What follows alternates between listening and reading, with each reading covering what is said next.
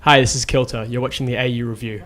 Really fun, actually. I started off in Brisbane, then came down and did the Sydney show at Chinese Laundry, which was so good.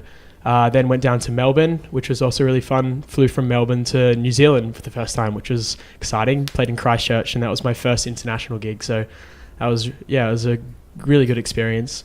Christchurch treated you well? They did, yeah. For a city that's gone through so much recently, like they still have a lot of life in them, which is really good to see. I like to keep my live shows, live for a start. So like I've tried to sort of shy away from using laptops and DJing, and I'm actually using all hardware now. So I've got a Roland SPD 404 sampler, which kind of has the body of all my songs, loops, drums, vocals.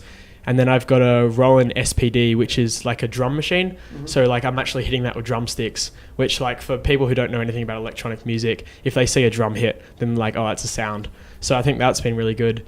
And then the final piece of gear is a microKORG synthesizer, and it all sneakily fits on carry-on. So it's been really easy. Fair enough.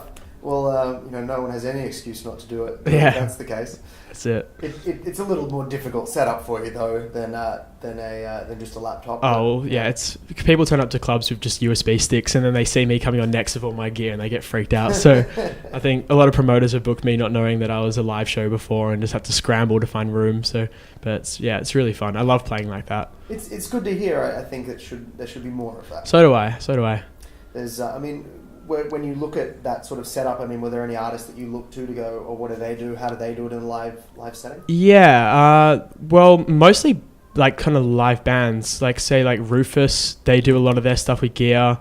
I guess one of the first sort of live electronic acts I saw was Flume's early stuff. He was using laptops and using MPDs and APCs to trigger sort of melodic loops.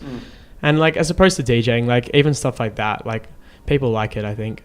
So when it comes to your latest material, I know there's a music video that just got released. Mm-hmm. Can you tell us a little bit about that? The music video was shot actually in England, and yeah, it's just pretty simple concept, but it works well with the content of the track. And it was the first music video I've had done, so that's always really exciting. And I think it's been picked up by one of the cable channels was running it, stuff like that. So yeah, it's been exciting. Yeah, it's not bad. It's good fun. A good start for your first music video. Yeah, I'm refusing to be in one at this point until we get some decent acting classes first.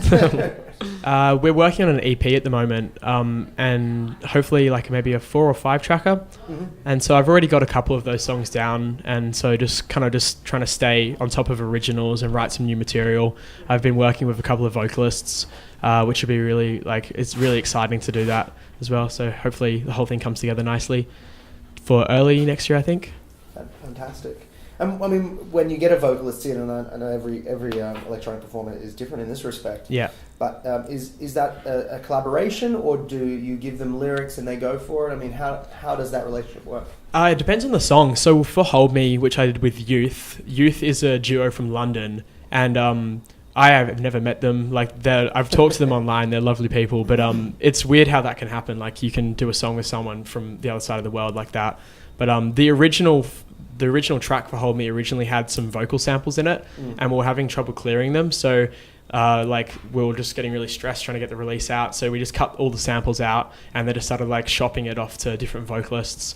And they pretty much hit me back almost overnight with a complete song. So it was that worked really well. So that's one way of doing it. Or what I'm doing now is actually bringing the vocalists into the studio, where you sit down with them, kind of see what vibe they're into. And I think that in that way you can get a song that you both feel more committed to, I guess. As we come to the end of the year, it's which is incredible to say, but as we come to the end of the year, looking back on it, are there any particular albums, Australian or otherwise, that really stick out for you as some of the best of the year?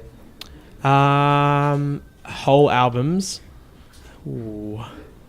I can give you a couple of just one-off tracks. Yeah, sure. Snake Hips, On and On. I think that was a massive one for at least the sound that I'm into.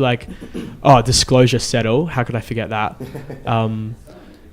Just a couple of really cool stuff coming out of the UK. The more beats side of things I've been really getting into. for Australian music, it's been a massive year. Like Rufus's album was solid, and everyone's been pulling their weight, I feel, across the whole dance scene. I hate that like EDM thing, but yeah, they've been killing it. Of course, Flume. Arias this weekend. Yeah, how did he win that though? The album was last year. Does that carry over? It's a 12-month cycle from September to September. Okay. Well, yeah. Best of luck to him then. Yes, definitely. I mean, that'd be pretty incredible. Amazing. If he took that away. Yeah.